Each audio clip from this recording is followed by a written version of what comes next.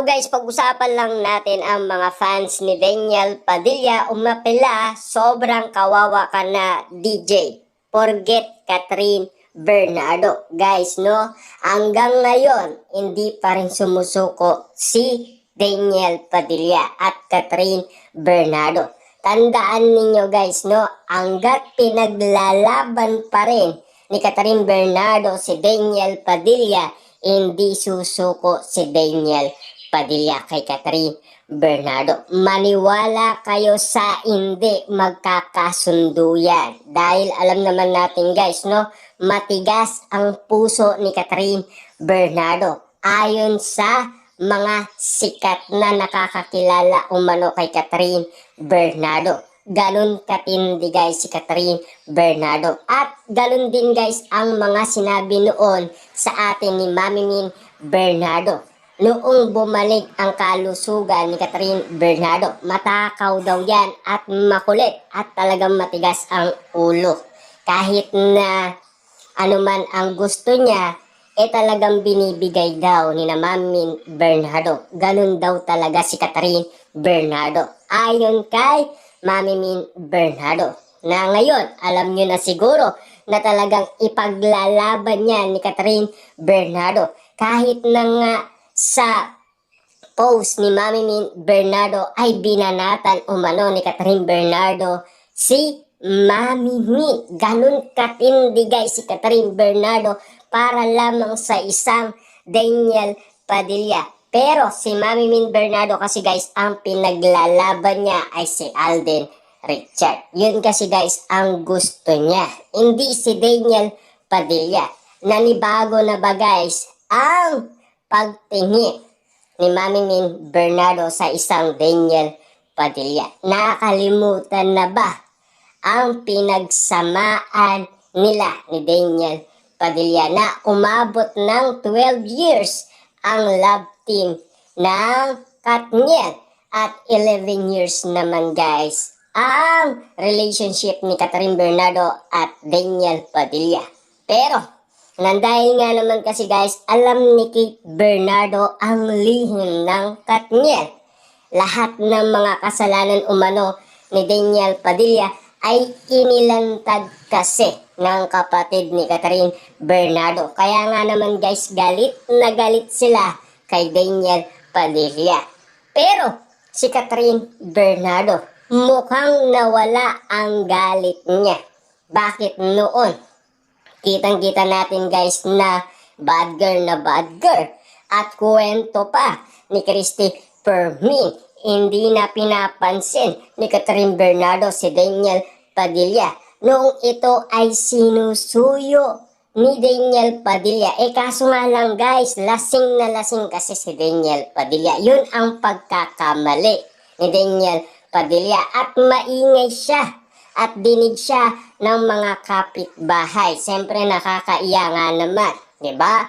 Kaya pinapaalis siya ng security guard. Diba? Kaya malinaw na guys na talaga ang Katniel ay babalik. Diba? At siyempre alam naman natin guys, pinag-uusapan na ngayon ang Katniel. Patindi ng patindi guys ang mga issue at intriga kina Catherine Bernardo at Daniel Padilla na hindi pa rin nila nakakalimutan ang isa't isa.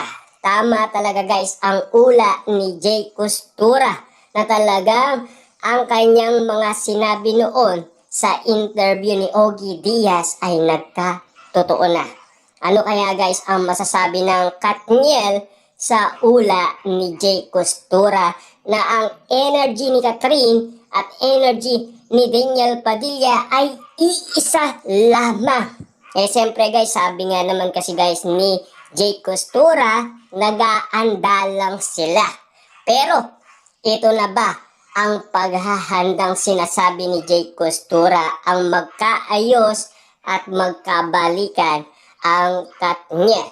Ayon kasi guys kay Sian Gasa, meron siyang mga patunay na talagang meron siyang ebidensya. At ika nga guys sa pangatlo niyang banat umano kay Mami Min Bernardo na may edad na daw si Catherine Bernardo. 28 years old na daw siya.